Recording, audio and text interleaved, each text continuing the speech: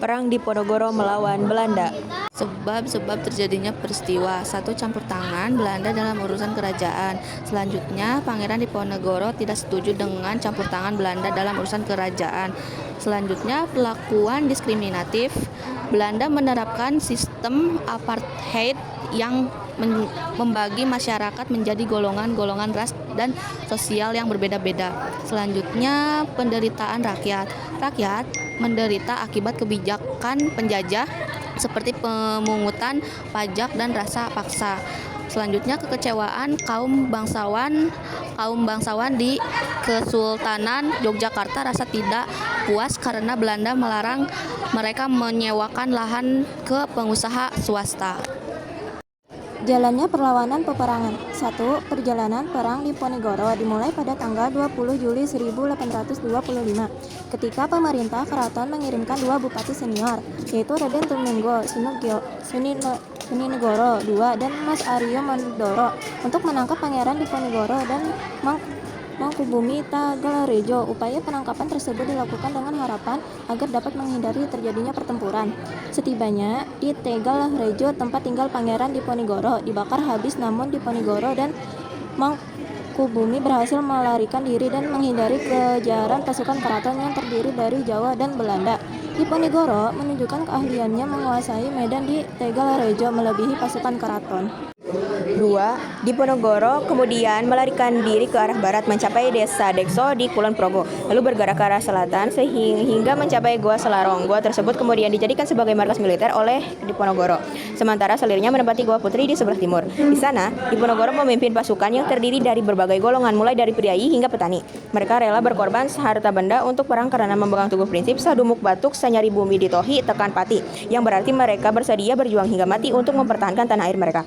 Diponegoro juga berhasil merekrut seorang bandit profesional yang sangat ditakuti oleh penduduk setempat. Selain itu, ia dibantu oleh Priai Mojo sebagai pemimpin spiritual perlawanan. Kerjasama juga terjalin dengan ISKS Praku Buwana VI dan Raden Tumenggung Prawirodidoyo, Bupati Gagatan.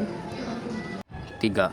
Dalam waktu 3 minggu setelah penyerbuan Tegalrejo, pasukan Diponegoro berhasil menyerang dan menduduki keraton Yogyakarta.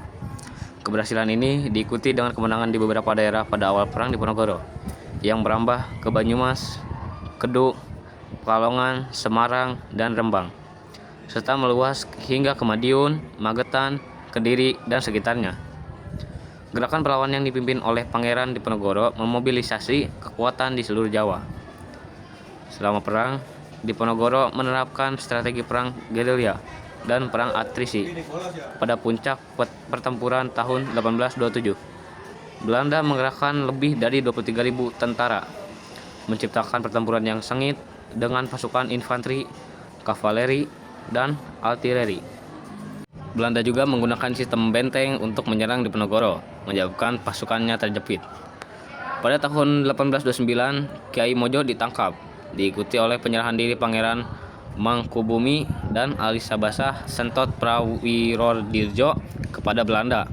Bahkan, Belanda menawarkan hadiah besar untuk menangkap Diponegoro, hidup atau mati.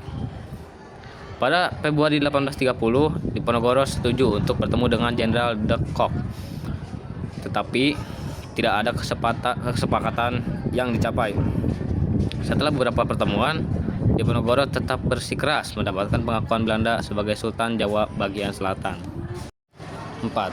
Pada Maret 1830, Jenderal de Kock memerintahkan penangkapan Diponegoro. Pasukan Belanda berhasil menjepit pasukan Diponegoro di Magelang pada 28 Maret 1830. Akhirnya, setelah pengkhianatan dan tekanan tersebut, Diponegoro menyerahkan diri pada 25 Maret 1830 dengan syarat sisa pengikutnya dilepaskan.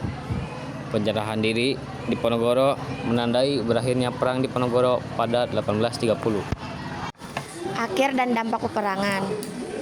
Dampak yang diakibatkan oleh Perang Diponegoro meresap ke berbagai aspek kehidupan di Indonesia, memberikan implikasi yang signifikan bagi masyarakat serta perjalanan sejarah dan politik pada masa itu. Berikut dampak yang terjadi akibat pecahnya Perang Diponegoro. Yang pertama, gangguan politik dan keamanan di Jawa.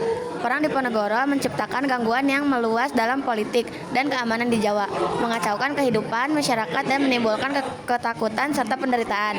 Yang kedua, finansial yang besar. Konflik ini menyebabkan kerugian finansial yang besar bagi penduduk Jawa dengan hancurnya infrastruktur dan penurunan ekonomi yang signifikan, baik masyarakat Jawa maupun pemerintah kolonial Belanda mengalami kerugian yang serius. Yang ketiga, korban jiwa yang tinggi. Banyaknya nyawa melayang dalam perang tersebut, baik di kalangan militer maupun warga sipil, menimbulkan kesedihan yang mendalam di kalangan masyarakat. Yang keempat, kendali di Belanda atas Jawa. Pasca konflik, Belanda terlibat dalam administrasi kerajaan dan kepala daerah di Jawa. Tindakan ini memperkuat dominan kolonial mereka di wilayah tersebut. Yang kelima yaitu penangkapan Pangeran Diponegoro menjadi akhir yang tragis dari perjuangan panjangnya melawan penjajahan, menandai akhir dari perlawanan yang gigih terhadap kekuatan kolonial. Sejarah Perang Diponegoro adalah catatan berharga tentang semangat perlawanan terhadap penjajahan Belanda di Indonesia. Peristiwa ini memberikan pelajaran yang sangat berharga tentang keberanian dan semangat perjuangan untuk mencapai kemerdekaan. Oke teman-teman, terima kasih sudah menonton videonya.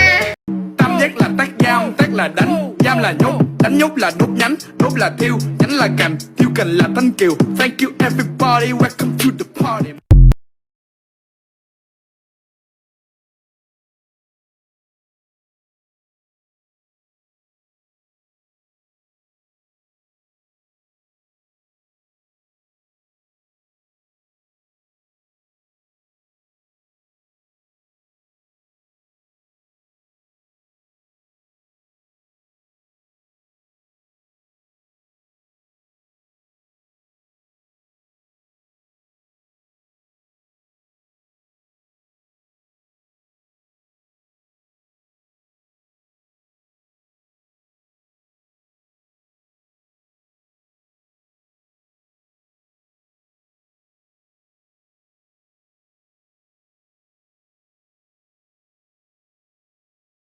Sejarah Perang Diponegoro adalah catatan berharga tentang semangat perlawanan terhadap penjajahan Belanda di Indonesia.